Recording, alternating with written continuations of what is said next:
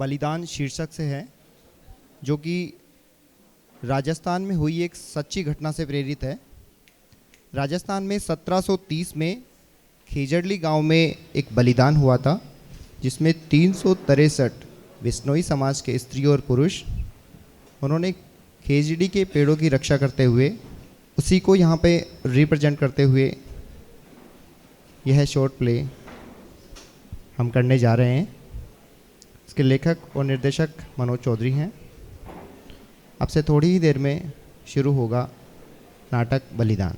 धन्यवाद।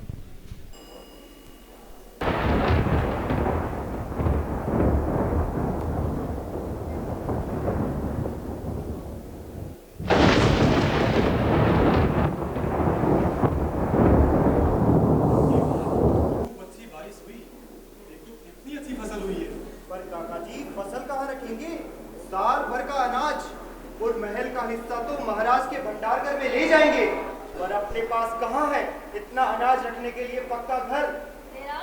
तू इसकी चिंता मत कर, कितने सालों बाद तो इतनी अच्छी फसल हुई है, रखने का भी इंतजाम हो ही जाएगा। अमरता ठीक कह रही है। मैं सोचता हूँ क्यों ना सारा अनाज जाम्बू जी के मंदिर में रख दें। क्यों अंटू जी, क्या कहते हो? बात तो सही है। इस बहाने मंदिर की भी साख समाज होती रहेगी और गोचर की भी रखवाली हो जाएगी। तो चलो फिर गुरु जम्बेश्वर जी के मंदिर।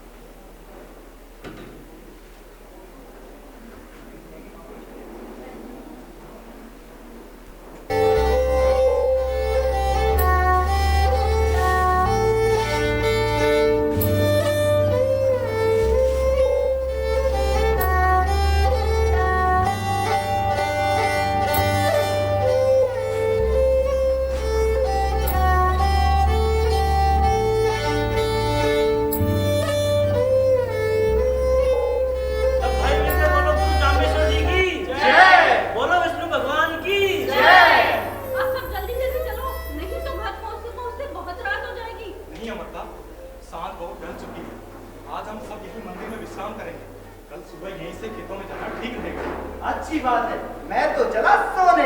तुझे सोने की बहुत जल्दी है, अभी तो मैं काका जी से कहानी सुनूंगी। अरे सो जा चुपचाप, कितनी बार तो सुन चुकी है। नहीं, मैं तो सुनूंगी। काका जी सुनाओ ना गुरु जम्बेश्वर जी की कहानी और मां अमरता के बलिदान की कहानी। आसी, जितना ही करते, हम सब बहुत थके हुए हैं। कल सुनाऊंगा। नहीं, अभी सुनाओ ना। अच्छा ठीक है, आंखें बंद करके गुरु जम्बेश्वर जी का ध्यान करें। आज भी गुरु महाराज की वाणी हम सबको सुनाई देती है। गुरु जम्बेश्वर जी साक्षात भगवान हरि विष्णु का रूप है। उन्होंने हमें 20 उन 9 नियमों की पालना करना सिखाया और हमें विष्णु इनाम दिया। आज भी मरुभूमि में पेड़ पौधे पशु पक्षी बचे हैं तो सो गई।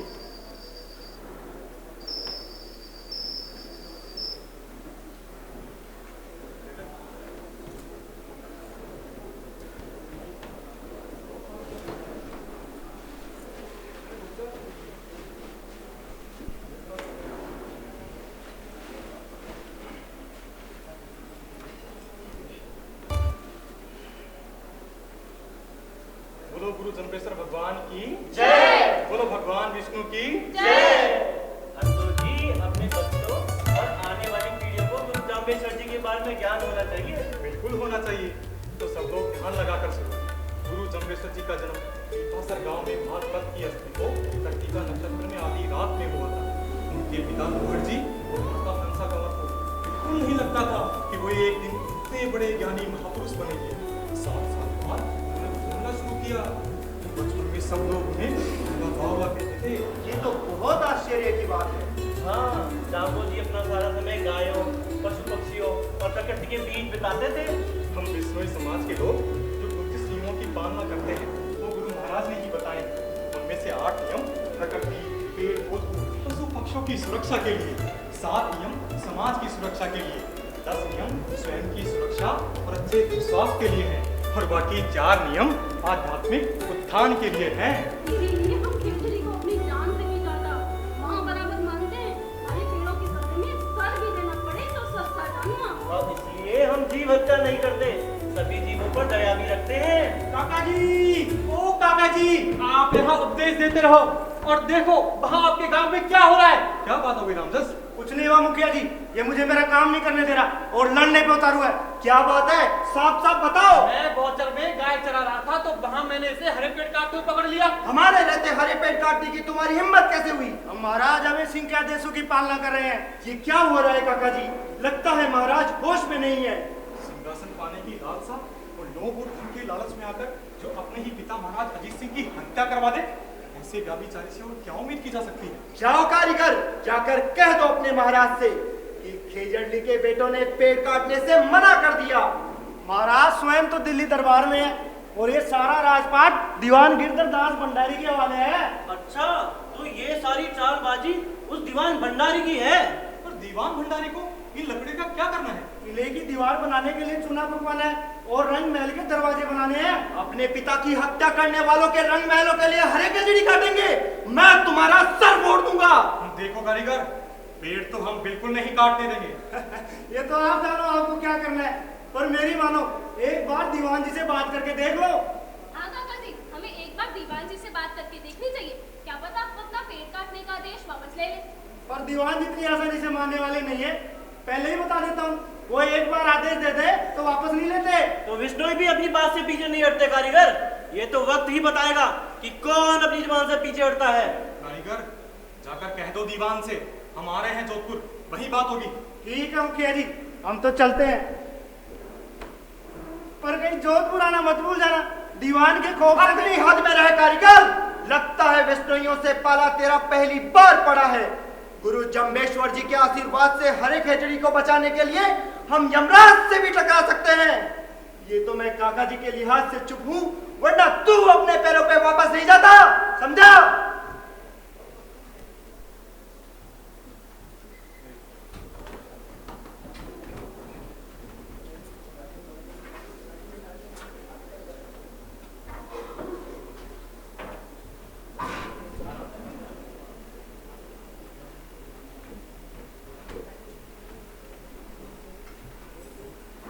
दीवान जी की जय हो।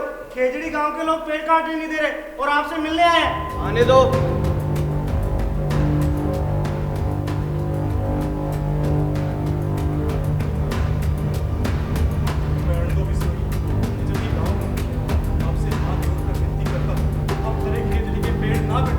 पेड़ काटने से तुम लोगों को क्या ऐतराज है? ये जीवन है हमारा, हम जीवन भर से सीखते हैं। वो भी एक माँ की तरह हमें सीखती है, प्राण वायु देती है। और पशु पक्षी का जीवन खिचड़ी माँ से ही है। ये कई वर्षों से अकाल पड़ रहा है, मनुष्य ने खेजड़ी से ही जीवन बचा है, वरना अब तक सब खत्म हो गया होता। क्या फिजूल का तर्क दे रहे हो तुम, अनपढ़ गांव वाले? दीवान जी, अच्छा होगा आप अपना आदेश वापस ले लें। वरना क्या करोगे तुम? बोलो। दीवान जी, मेरा मुंह मत खुलवाओ। सब जानते हैं महल में चल रहे षड्यंत्र में किसका हाथ है। लड़के! जानता नहीं है किससे बात कर रहा है। मैं अभी इसी वक्त तुम सब लोगों को राजकाज में बाधा डालने के अपराध में बंदी बना सकता हूँ। हमें माफ कर दीवान जी, इसकी तरफ से मैं माफी मांगता हूँ। तुम सब के सब अभी इसी वक्त यहाँ से चले जाओ, वरना जो परिणाम होगा उसके जिम्मेदार तुम खुद होंगे। और अब की बार अगर राजकाज में बाधा डाली तो सबको बंदी बनाकर कारागार में डलवा दूंगा, समझे?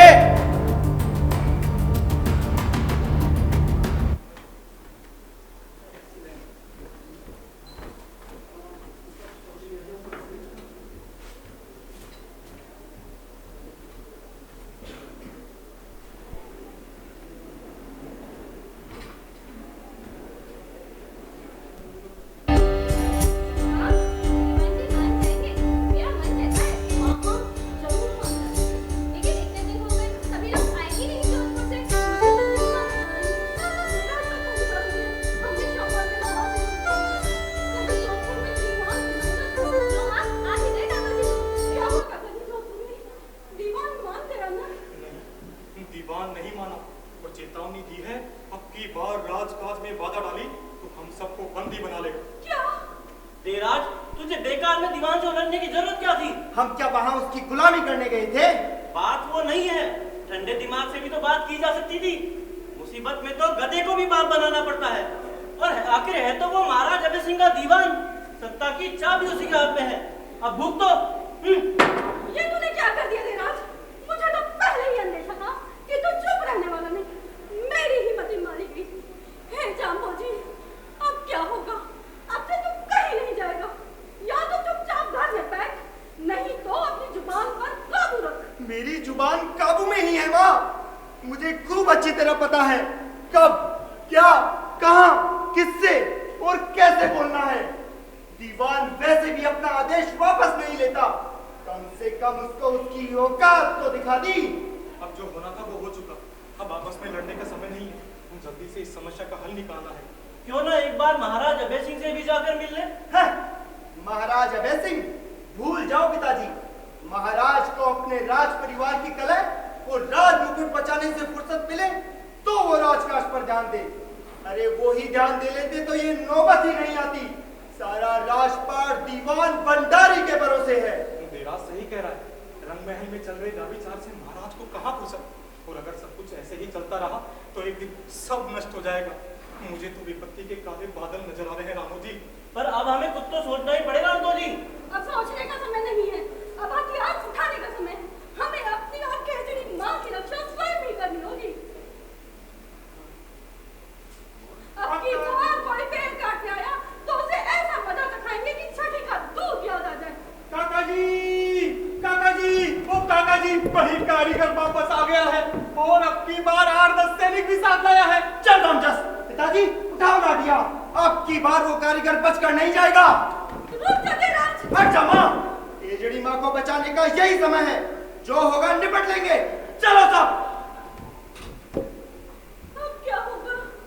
हे जाम्बोजी, रक्षा करना। अमरता, तू चिंता मत कर। देराज जो कर रहा है उसे करने दे। जवानी के गर्म खून को कोई रोक सकता है भला?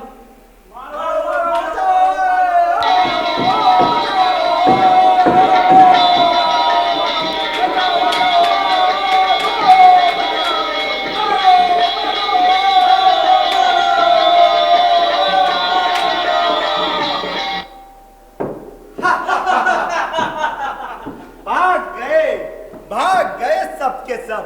ऐसा मजा चखाया कि अब लौट कर नहीं आएंगे। देखा काका जी, मार के आगे तो भूत भी भाग खड़े होते हैं। खेजड़ी माँ को बचाने का यही रास्ता है। शाबाश, आज गुरु जम्बेश्वर जी का उपदेश सार्थक हो गया। गुरु जम्बेश्वर जी ने कहा है कि जहाँ विष्णु ही रहेगा वहाँ हरी खेजड़ी और केकरी सुरक्षित रहेगी।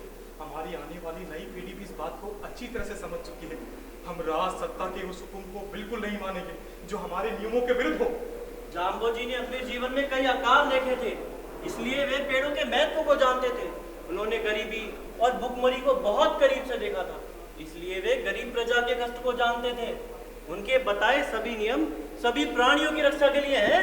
हाँ, कहाँ गुरु महाराज और कहाँ वो दीवान भंडारी जो बस अपना ही खजाना भरने में लगा रहता है, फिर चाहे गरीब प्रजा को कितने भी कष्ट क्यों ना झेलना पड़े।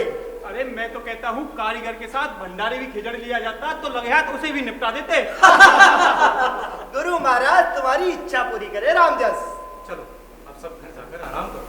आसी, सबके लिए मरहम पट्टी अच्छी तरह से कर देना और सबके लिए हल्दी का दूध तैयार कर देना। ठीक है काका जी। अमरता, तू यही कुछ जरूरी बात करनी है। क्या बात है काका जी? अभी दीवान भंडारी इतनी आसानी से भाग नहीं मानेगा। अपने काले नाक की पूंछ पर पैर रखा मगर फिर वार करने जरूर आएगा। इसका मतलब कि वो कोई दूसरा काम है, उससे पहले हमें सतर्क रहना होगा। हाँ, तू एक काम कर, देराज को कहीं काम से बाहर भेज दे। वो गरम खून हमेशा मरने मारने पर तब रहता है। अब यहाँ से नहीं काका जी, अभी तो कोई काम है। अब क्या बहाना बनाऊं? लेकिन दूसरी बात करने को जाएगा भी नहीं। कहीं नहीं मानो, तू लेता है। ठीक है, मैं उसके पास जाऊंगी। आपके नाम से शायद मारेगा। अच्छी बात, और मैं तो तैयार रखता हूँ। भंडारी पलट कर बाहर करने जरूर आएगा।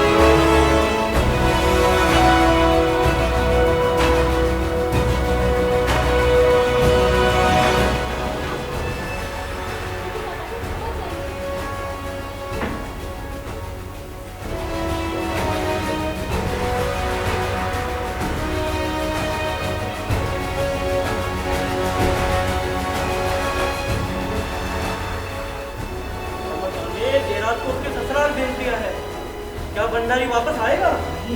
मैं ये नहीं कह रहा पर हमें सावधान रहना होगा। मैंने आसपास के गांव के मुखिया को चिट्ठियां भेज दी ताकि जरूरत पड़ने पर मदद मिल सके। वो तो ठीक है काका जी, पर हम कब तक इस तरह मुकाबला करते रहेंगे? फिर लड़ाई झगड़े से कभी किसी समस्या का हल निकला, हमें कोई और ही उपाय सोचना होगा।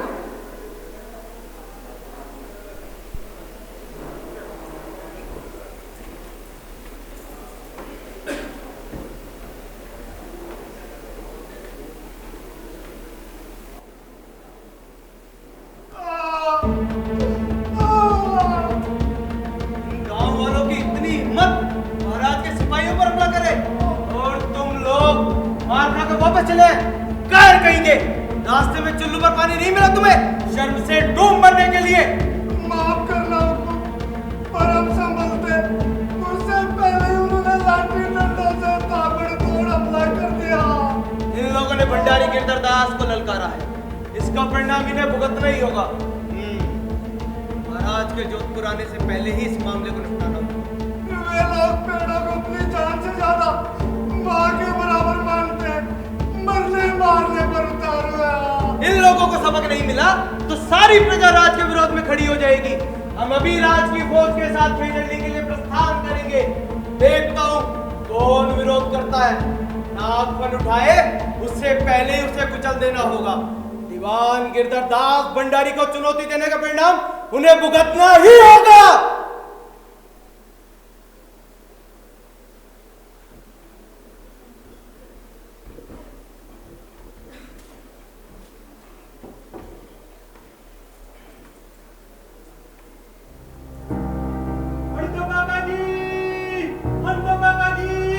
रामू काका जी, अमरता काकी, अरे जोधपुर से फौज आ गई है। दीवान गिरधरदास भंडारी कारीगरों के साथ पूरी की पूरी फौज ले आया है। कारीगरों के हाथ में कुल्हाड़ियां हैं, सैनिकों के हाथ में चमचमाती तलवारें और भाले हैं। पीछे पीछे तुम हैं और हाथी घोड़ा पूरे के पूरे लश्कर में चारों ओर घेर दिया है। कारीगर तो है, वे जरूर खेजड़ी का पेड़ काट गए हैं। तो हम भी चुप नहीं बैठने वाले, आने दे, भंडारी को भी देख लेंगे। हमारे हाथों में चूड़ियां नहीं है। अगर देरा आज यहाँ होता तो भंडारी को भी हाथ का स्वाद चखा देते। पागल मत बन रामदास, ये समय मुकाबला करने का नहीं है। राजा की फौज का मुकाबला हम लाखों के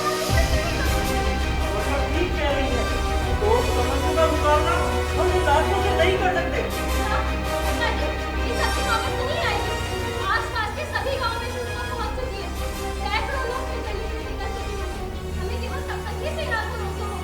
अभी सभी लड़कों को युद्ध के लिए तैयार करता हूँ।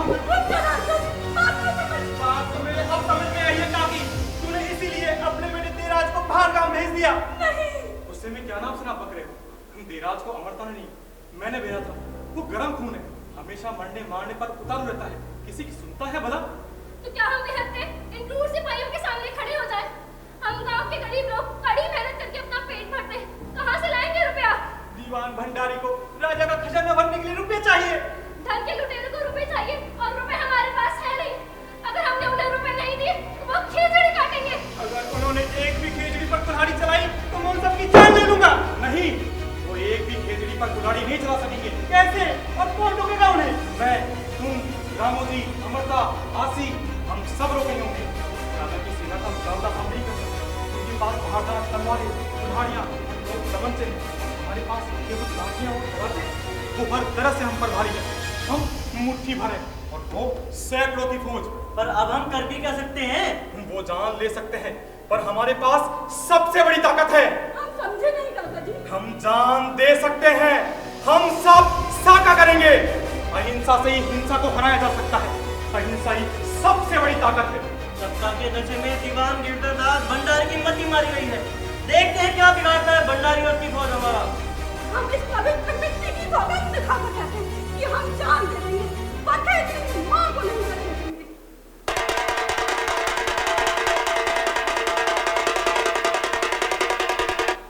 सुनो सुनो सुनो, दीवान गिरधरदास भंडारी जी पधार रहे हैं।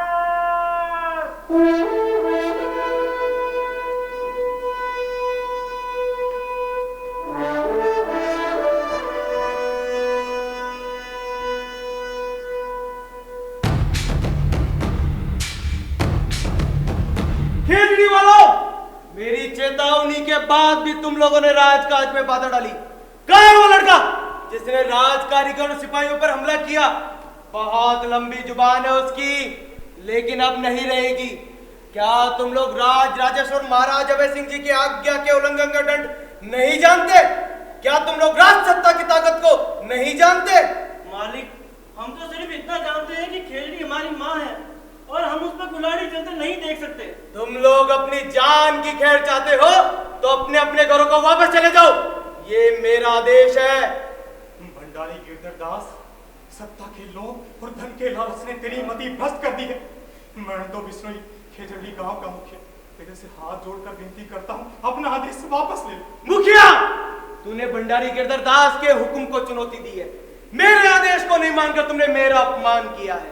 मेरे नुमाइंदों पर हमला करके तुमने राज सत्ता को ललकारा है।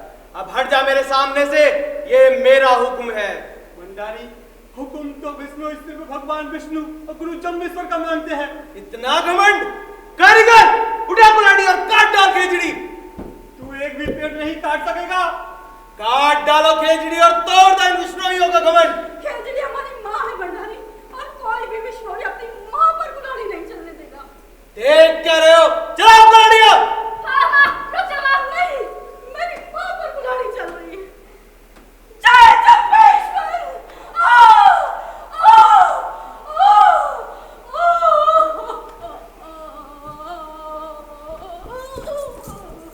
भंडारी, अब भी मान जा, नहीं तो सारा का सारा गांव कट जाएगा। रुक क्यों गए? चलाओ कुल्हाड़ियां। जय जम्बेश्वर! ओ खूनी, ओ हत्यारे तू, कितनी भी तलवार है तलवार। जय जम्बेश्वर! एक नहीं हम हैं सैकड़ों, कल होंगे दसियों हजार। शीश कटे पर वक्ष ना कटेगा, ये ली है मन में हमने दार। जय जम्बेश्वर!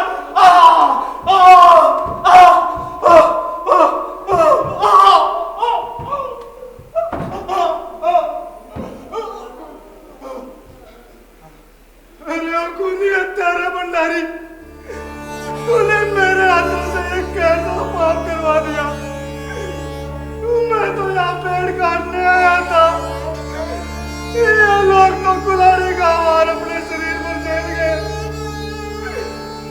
जामू जी, मुझसे कैसा अनर्थ हो गया।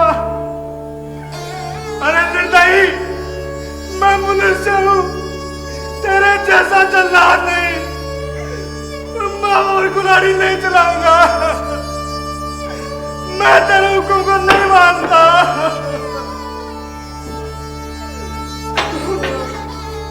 काकू जी, काकू जी, पिताजी, पिताजी, रामचंद्र, रामचंद्र, अरे अरे अरे आती, आती, माँ, माँ, ये सब क्या हो गया? आपने इसीलिए मुझे इस गांव से बाहर भेजा था। ओ माँ, मैंने क्या पाप किया था जो आपने मुझे इस ताकत से दूर रखा? मैं क्यों गया यहाँ से? भंडारी गिरधर दास, मैं तुझे जिंदा नहीं छोड़ूंगा। रुक जा तेरा, अपमान मत कर इनके बलिदानों का। इस भंडारी को प्रायश्चित की आग में चलने दे। ये खून जिंदगी भर इसकी आंखों में तैरता रहेगा। जा भंडारी, चला जा यहाँ से। मुझे अपने लोगों की मिट्टी के संग अकेला छोड़ दे। माँ अमरता देवी विष्णुई और 363 विष्णुइयों का बलिदान तो अमर रहेगा। मगर मैं इस पवित्र मिट्टी की सौगंध खाकर कहता हूँ कि इस राजा का राज नहीं चलेगा। इसके भाई बंधु ही इसको सिंहासन से उतार के धूल में मिला देंगे। ये बलिदान का लाल खून ही तेरा श्राप है। नहीं, नहीं,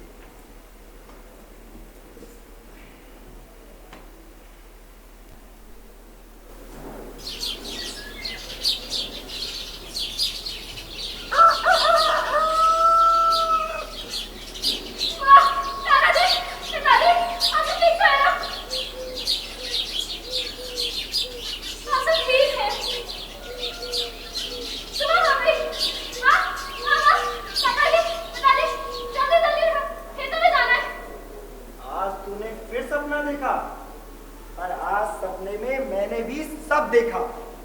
आज से 300 साल पहले खेजड़ली गांव में